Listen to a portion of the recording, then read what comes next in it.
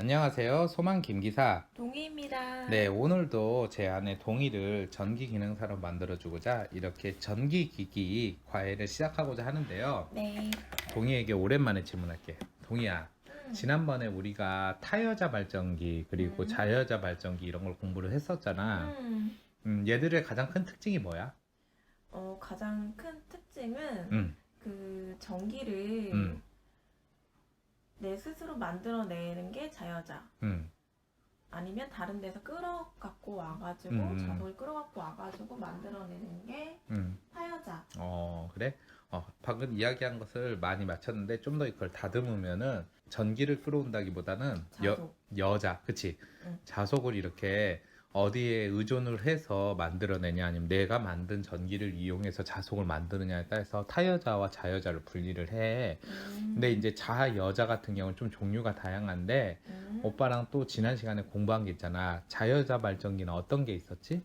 분건과 직건. 그래. 그 두 가지. 그게 이제 결국 회로가 직렬로 돼 있냐, 병렬로 돼 있냐, 이런 거였잖아. 음, 그런데 이제 오늘 오빠랑 공부할 거는 직렬도 아니고 병렬도 아니고 정확하게 말하면 직렬과 병렬이 모두 섞여 있는 복권 발전기에 대해서 이야기를 해보려 그래. 그래서 복권 발전기는 결국 직권 발전기와 분권 발전기의 합성이라서 서로의 장점과 단점도 모두 갖고 있어. 그런데 음, 이 복권 발전기도 특이한 게 뭐냐면은 내부 회로에 따라서 내분권이냐 음, 아니면은 외분권이냐 이런 또 차이가 있어. 그 음. 내분권과 외분권, 분권이라는 걸 딱 들어보니까 뭔가 또 떠오르는 단어가 있지 않아? 병렬. 병렬이다. 그래. 근데 권이 뭘까 거기서? 권. 음. 몰라. 권선수밖에 생각이 안 나. 맞아. 진짜? 그러니까 이 분권이라는 것은 권선 자체를 응. 병렬로 하는 건 맞는데 그걸 안쪽에서 했냐, 밖에서 음, 했냐에 따라서 구분을 하는 거가 바로 내분권과 외분권이고 이것은 결국 회로에 대한 차이인 거야. 그리고 또 음, 하나가 뭐가 있냐?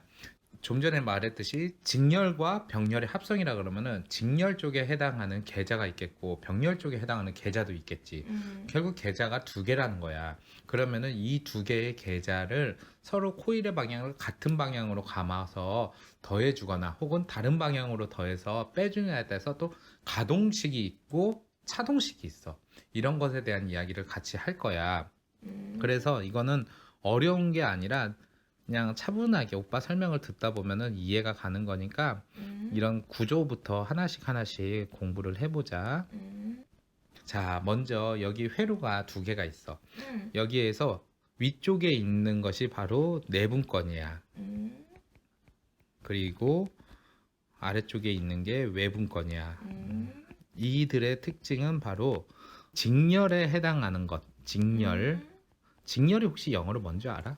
직렬? 음, 직렬이, 음. 오빠 가르쳐 준 적 없을 거야. 음, 직렬이 영어로 시리즈라 그래. 음, 혹시 그 뭐 드라마나 뭐 이런 거 시리즈 뭐 음, 노래 시리즈 뭐 그런 거 메들리 시리즈 뭐 그런 거 기억나지?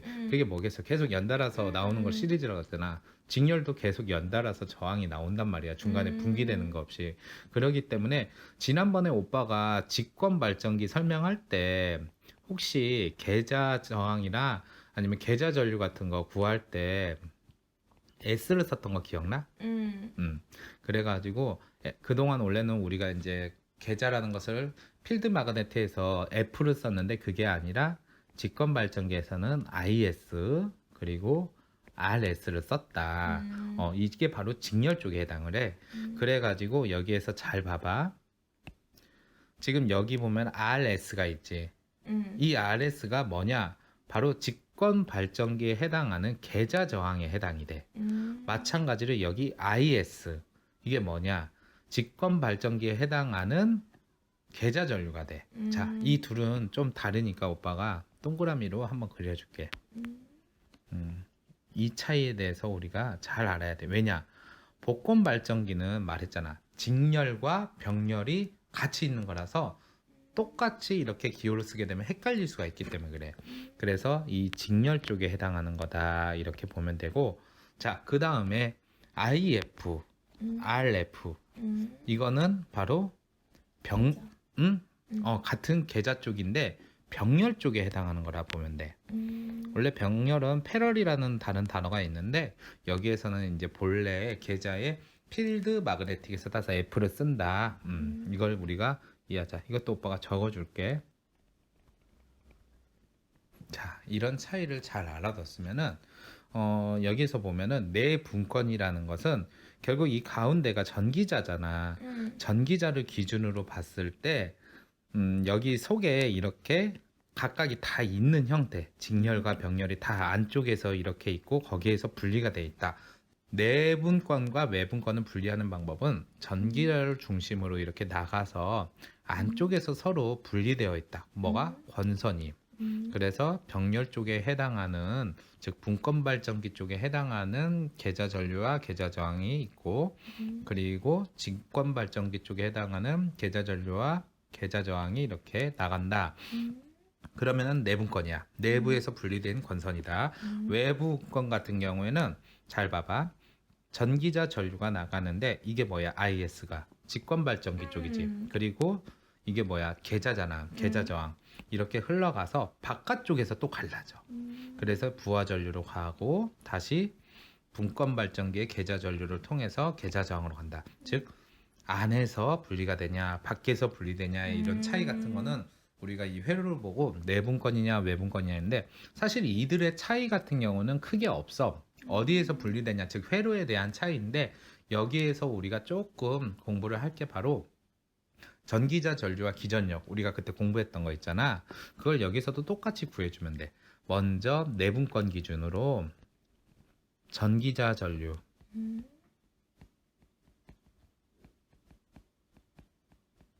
이게 뭐야? IA지. IA는 어떻게 구하나? 이건 쉬워. 딱 보면은 알겠지만은 IA라는 게 뭐겠어? 결국에는 분리가 되는데 IF와 IS의 합이잖아. 우리 키르이오프 법칙, 제1법칙을 이용하면은 바로 나오는 거잖아. 동의가 양수리 생각하면 된다듯이. 그래서 전기자 전류 IA는 IF 플러스 IS와 같다. 자, 여기서 중요한 게 부하 전류라는 게 또 있잖아. 부하 전류가 뭐와 같아? 부하 전류 I는 부하 전류가 여기 있잖아. 이게 결국 IS와 같지.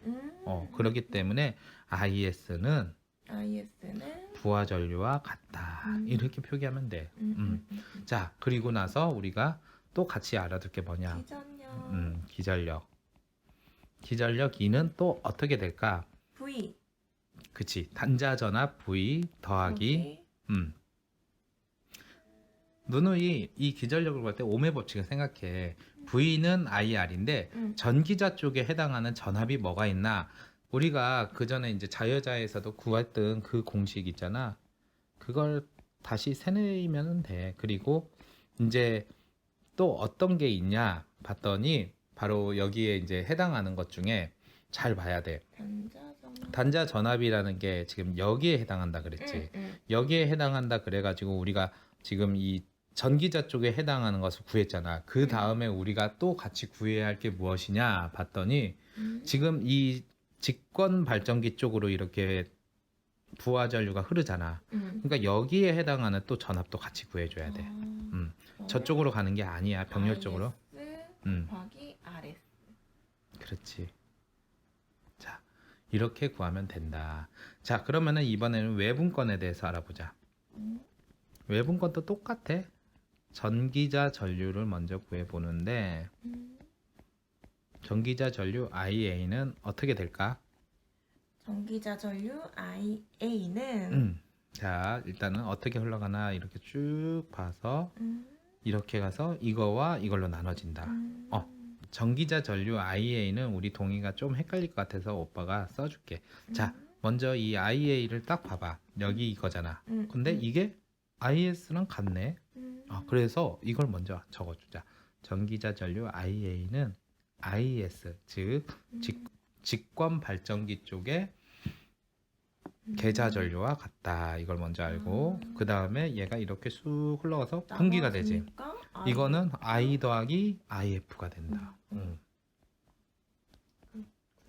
그러니까 회로를 보는 눈이 밝아지면은 굳이 이걸 외우지 않아도 이러네? 그렇게 바로 나와. 그래서 회로를 오빠가 전기 초음부터 계속 강조를 했던 게 뒤에 가서 편해져. 자, 그 다음에 기전력. 기전력은 당연히 E야, E. 그리고 E는 V 더하기 V. 뭘까? 일단은 IA가 기본적으로 가는 거는 알겠지. IA, RA. 그치. IA와 RA. 즉 전기자 저항 이렇게가 나가고 또 하나는 무엇이냐? 바로 IS, RS요. 오? 이거는 그러면은 내 분권과 되게 비슷한데요? 라고 생각할 수가 있어. 근데 비슷한 식은 맞아. 근데 바로 위에 전기자 전류에서 IA는 IS와 같다 들었지. 즉 지금 여기에 해당하는 IS는 달리 말하면 IA와 같아. 다시 이 기전력 식을 고치면은 E는 V 플러스 IA, RA 더하기 RS와 같다. 오빠 지금 단위는 다 생략했는데 단위는 잘 알지? 전류는 암페어, 기전력은 볼트 이렇게 쓴다는 걸 우리가 알아두면 되고 자 이제 우리가 공부할 것이 무엇이냐 그러면은 이제 어떻게 보면 복권 반전기에서 되게 중요한 개념이야. 방금 말한 내분권과 외분권은 어떤 회로에 대한 차이라면은 이 복권 발전기의 특성 중에 바로 대표적인 게 뭐냐? 가동 복권 발전기가 있고 차동 복권 발전기가 있어. 이 두 개에 대한 개념을 오빠가 좀 설명을 해줄게.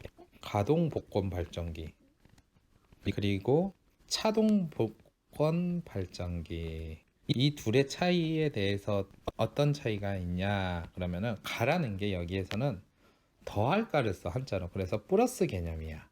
그리고 차동은 마이너스 개념이야. 자, 그런데 뭐와 뭐를 더하냐? 앞서 우리가 복권 발전기는 두 개의 계좌가 있다 그랬지. 두 개의 계좌가 있다는 건 결국 전기자 쪽으로 두 개의 자속이 흐른다고 볼 수 있는 거 아니겠어? 그치? 자, 이게 무슨 얘기냐? 바로 여기 직권 계좌 쪽에 직권 발전기의 계좌 쪽에서도 이렇게 자속이 갈 테고 여기서도 가겠지. 바로 이것을 가리켜 우리가 하나를 파이 1으로 두고 또 하나 병렬 쪽에 해당하는 걸 둘러두자. 마찬가지로 직권 발전기 쪽의 계좌에서 나오는 것을 파이 1이라 적고 분권 발전기의 계좌 쪽에서 나오는 걸 파이 2라고 적자. 이 둘을 더하면은 가동복권, 이 둘을 빼면은 차동복권이 돼. 그래서 가동복권 발전기의 식은 파이 1 플러스 두 개의 자속 그리고 차동복권 같은 경우는 파이 1 마이너스 파이 2다 이거야. 자, 그래가지고 이런 건데 결국에는 이제 권선을 어떻게 갚느냐에 따라서 같은 방향으로 갚는다 그러면 더하는 개념인 거고 반대 방향으로 갚는다 그러면 차동 개념인 거야. 그래서 얘네들의 특징이 뭐냐 그랬더니 그 전부하 전압과 무부하 전압의 크기가 서로 또 차이가 나. 이게 무슨 얘기인지 딱 이해가 안 가지. 자, 그렇다면 우리 동의 잘 기억해 보자. 전부하라는 것은 무엇을 말하냐 하면은 전부하? 네. 일단 무부하가 뭔지는 알겠지. 무부하라는 것은 쉽게 말하면은 전선 같은 것도 배선이 되어 있는데 스위치 같은 거 안 올려서 실제로 전기를 사용하지 않는 상태. 즉 발전기는 돌아가는데 전기를 사용하지 않는 상태를 말해. 반면에 전부하라는 거는 완전히 사용하는 상태. 그러니까 집으로 말하면은 집에 있는 모든 전기장품을 다 돌리는 거야. 그러니까 한마디로 말해서 풀로드 개념인 거지. 이게 또 과부하랑은 달라. 과부하는 허용하는 용량을 넘겨서 사용하는 건 과부하의 개념인 거고 전부하라는 것은 온전하게 그러니까 다 사용할 때를 풀로드라고 한다. 자, 그리고 무부하라는 것은 부하가 없는 상태인 거야. 바로 이때의 전압이 서로 달라. 전부하 전압 같은 경우는 V, N을 써. 이를 가리켜 우리가 또 하나로 쓰는 말이 바로 정격 전압. 이런 말을 많이 써. 여기에서 나오는 N이라는 것이 NORMA 노멀에서 따온 거고 그리고 무부하 전압이라는 게 있어. 무부하 전압 이거는 기호로 표기할 때 깔끔해. V 제로다. 아무것도 없다 이거야. 그런데 이 가동복권 발전기 같은 경우는 전부하 전압이 더 크거나 아니면은 전부와 전압과 무부하 전압이 값이 같을 때가 가동 복권인 거고 그 반대일 때가 차동 복권이야. 그래서 이거에 대해서도 우리가 조금 알아둘게. 자, 이 둘의 관계를 잘 보자. 그러면은 VN 이게 전부와 전압이잖아. VN이 무부하 전압보다 크다. 이러면은 우리가 무엇이라 그러냐? 그러면은 바로 과복권이라 그래. 복권이 과하게 당첨이 되면 과복권. 자, 그리고 또 어떤 케이스가 있냐? 전부와 전압과 무부하 전압이 같다. 그러면은 이를 가리켜 평복권. 이렇게가 있어. 자, 이게 바로 가동 복권 발전기의 가장 큰 특징이다. 그리고 차동 복권 발전기. 차동 복권 발전기의 가장 큰 특징을 말하자면은 바로 수화 특성을 갖고 있어. 이 수화라는 단어가 무엇이냐? 오빠는 이렇게 공부했어. 수직 하락 있잖아. 수직으로 뚝 떨어지는 거. 실제로 이 수화 특성이라는 게 영어로 드로핑이야, 드로핑. 여기에서 수화를 땄다. 그래가지고 이 단어 드로핑을 외우면은 금방 이해할 수 있을 거야. 드롭이 떨어지다잖아. 자, 근데 뭐가 떨어지느냐 이거에 대해서 이제 하나 둘씩 얘기를 해줄게. 그 전에 이제 차동 복권 발전기는 어떤 복권이냐 그랬더니 바로 전부와 전압보다 무부하 전압이 더 커. 이를 가리켜 무엇이라 그러냐면은 부족 복권이라 그래. 이게 가장 큰 특기야. 그런데 이것을 우리가 이제 부하 특성 곡선을 이용하면은 좀 이해하기가 쉬울 거야. 그래프를 오빠가 그려줄게. 자, 여기에서 가로축은 전류, 세로축은 전압이야. 그치? 근데 여기에서 또 중요한 게 뭐냐면은 우리가 이제 무부하 전압이라는 걸 배웠어. 바로 여기 딱 이렇게 있고 그 다음에 적당한 곳에 전류가 IN. 이게 뭐냐? 전격 전류를 말해. 딱 있다. 자, 그렇다면은 이제 어떤 게 있냐? 전격 전류에 해당하는 것을 기준으로 무부하 전압보다 실제로 전압이 더 이렇게 높게 나오는 경우가 있어. 이걸 가리켜 우리가 과복권이라 그래. 그리고 전격 전압과 전격 전류가 만나는 게 거의 비슷하다. 이때를 가리켜 평복권. 그치. 무부하 전압이 그리고 무부하 전압보다 전격 전류 와서는 뚝 떨어지는 게 있어. 부족 복권. 똑똑하네. 복권 되면 좋을 텐데. 복권 사본 적은 있어? 옛날에 로또. 로또? 응. 얼마치 긁어봤어? 그냥 일주일에 5,000원 정도? 그래? 많이 안 했네. 되더라.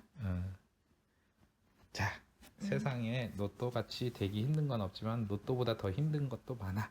그래. 분명한 건 전기 기능사는 로또보다 되기는 쉬워. 자, 봐봐. 가동 복권 발전기 같은 경우는 바로 과복권과 평복권을 이야기를 해.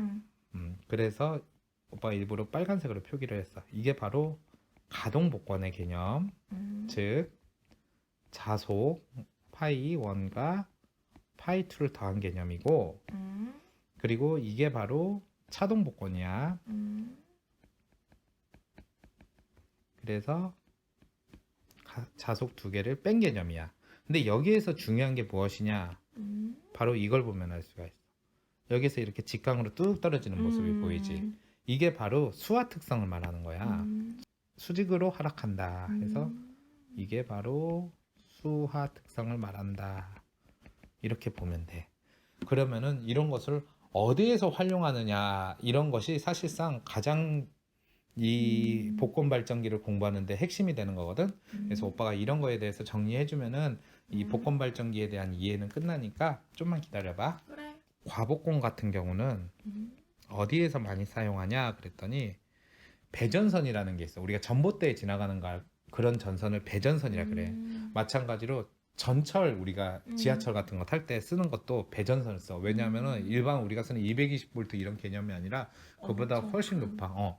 교류 뭐 22,900V, 25,000V, 직류 1,500V 막 이런 걸 쓰기 때문에 배전선 자체가 저항도 그만큼 크거든. 그리고 그렇게 저항이 크다는 거는 그만큼 전압 강화도 많이 일어나. 왜냐? 그 보통 이제 그 전철 같은 경우에는 회로가 병렬이 아니라 직렬로 쭉 이렇게 있어. 전봇대도 그러잖아. 그러기 때문에 저항을 거칠 때마다 전압 강화가 일어난다. 우리 그거 옛날에 키르이호프 제2법칙에서 배웠지. 그러기 때문에 이 배전선 같이 저항이 큰 전선, 배전선이라고 그러죠. 이때 전압 강화를 보상하기 위해 사용을 해. 그래서 대표적으로 사용하는 게 뭐냐? 바로 전철을 위한, 즉 지하철 이런 데에 공급하는 거에 많이 사용한다. 뭐 고속철도도 비슷하겠지. 고속철도 같은 경우도 전기로 이렇게 움직이니까. 그리고 평복권 같은 거는 어디에서 많이 사용하냐? 평복권은 딱 보면 알겠지만은 이 전압 자체가 무부하나 전부하나 비슷하단 말이야. 그러니까 크게 변압이 없어. 달리 말하면은 전압이 일정하다는 거지. 전압이 일정한 게 가장 큰 장점인데, 이는 우리 이제 직류기계 같은 거 있잖아. DC로 활용하는 직류기계. 왜냐? 직류라는 거는 전압이 시간 지나도 변하지 않고 방향도 안 변하잖아. 직류기계 같은 거에 쓰거나 아니면은 기계의 여자 전원으로 쓴다. 여자가 뭐야? 여자는 계좌에서 자석을 끌어오는 거, 흘려주는 거지. 흘려주는 거. 그러니까 이게 일정하면 좋지. 왜냐면 여자 전류가 컸다 작았다 하면 자속도 계속 변하잖아. 그럼 기계로서도 난감하지. 일정하게 공급되는 게 좋다. 그래서 평복권은 그러고, 그리고 사실 용도 중에 가장 중요한 게 아이러니하게도 부족 복권, 즉 차동 접속일 때서 부족 복권, 차동 복권이지. 이건 어디에서 쓰냐? 자, 이 그래프를 다시 한번 보자. 이렇게 전압이 약간씩 떨어지다가 바로 전격 전류에 해당할 때 더 늘지도 않고 줄어들지도 않아. 그치? 이렇게 일정한 값을 딱 갖는 전류를 가리켜 우리가 정전류라 그래. 그렇기 때문에 이 부족 복권의 가장 큰 특징 중에 하나가 수화 특성도 있지만은 바로 정전류를 사용한다. 이거는 무슨 얘기냐? 전압이 크든 작든 일정하게 전류를 보내주는 건데, 이런 용도로서 가장 많이 사용하는 것이 무엇이냐? 바로, 동의는 봤나 모르겠다. 용접하시는 분들 봤어? 그거 뭐 가리고 얼굴 뚜껑 가리고 튀기는 용접용 발전기로 많이 쓴다. 이게 무슨 얘기냐면은, 오빠는 이제 공사 현장에서 용접하는 걸 많이 보는데, 눈을 가리는 것은 뭐 이제 눈이 부셔갖고 시력이 떨어지는 걸 막는 것도 있고, 얼굴로 이렇게 불꽃이 튈 수 있어서 막는 것도 있는데, 이 용접이라는 게 한쪽은 그 접지에 대고 한쪽은 용접하는 부분에 딱 대서 전류를 흘려보내주는 거야. 근데 그 전류의 양이 엄청나게 세기 때문에 열과 빛이 지직지직거리면서 쇠를 녹여가지고 붙이는 거거든. 그러기 때문에 이때는 찌직찌직하는 그 전류의 양도 크기도 커야지만은 일정해야 돼. 전류의 양이 막 많았다 적었다 이렇게 들썩들썩 하면은 용접이 제대로 되지도 않고, 작업하는 사람 입장에서도 어느 정도 용접을 해야 되는지 감을 잡을 수가 없단 말이야. 그래서 일정하게 전류를 흘려보내주는 것이 되게 중요하거든. 실제 그 용접기계 보면은 전류 이게 몇 암페어인지 표기가 돼 있거든. 그걸 이제 올리고 내리고 하는데, 거기에 해당할 때 바로 이런 부족 복권을 사용한다 이렇게 보면 돼. 그리고 이제 이거와는 별개로 타이어자 발전기 같은 경우도 쓰는 경우가 있었잖아. 앞서 우리가 처음 배울 때 다른 쪽에서 이렇게 자석을 흘려서 그걸 이용해서 한다. 그런 거는 뭐 전기 화학 공업용의 저전압 대전류용이나 아니면 내압 시험. 그러니까 이거는 뭐 우리가 일반적으로 쓰는 발전기가 아니라 특수한 경우에 사용한다. 이거는 그냥 알아만 두면 돼. 그래서 오늘 공부할 것 중에 중요한 거 오빠가 한번 체킹을 해줄게. 먼저 가동 복권 발전기의 이 전부하 전압과 무부하 전압, 이 기호 같은 거 있잖아. 이런 것의 관계, 그리고 과복권, 평복권, 용도, 그리고 차동 복권 발전기에서 가장 큰 특징, 수화 특성. 이게 바로 아래로 똥 내려간다는 거. 그래서 그걸 이용해서 정전류, 그래서 용접용 발전기 같은 거에도 많이 사용한다는 점. 그리고 복권 발전기의 이 종류 같은 경우는 내분권, 외분권인데 이건 결국 회로 구성에 대한 차이다. 그래서 이 회로를 볼 때 직권 발전기 쪽이냐 불권 발전기 쪽이냐 이걸 서로 분류해서 볼 줄만 알면은 크게 어려울 건 없을 거야. 그래서 여기까지 이제 복권 발전기에 대한 모든 이야기는 마치고, 다음 강의 때는 이 직류 발전기의 특성으로 이건 좀 간단한 내용들이야. 전압 변동률과 그리고 직류 발전기를 우리가 하나만 두면은 충분히 발전을 못할 때가 있어. 그래서 2개 이상을 달 때 병렬로 이렇게 놓고 발전기를 돌리는 것 같게 병렬 운전 조건이라 하거든. 이런 이야기 같은 걸 하니까 다음 강의는 가볍게 들을 수 있을 거야. 그래. 하여튼 여기까지. 근데 끄레 할 때 목소리 너무 밝다. 끝나니까. 강의가 끝날 때는 언제나 기쁘지. 음. 그래, 하여튼 열심히 했으니까 하나 둘 셋 하면 화이팅 하자. 하나 둘 셋 화이팅!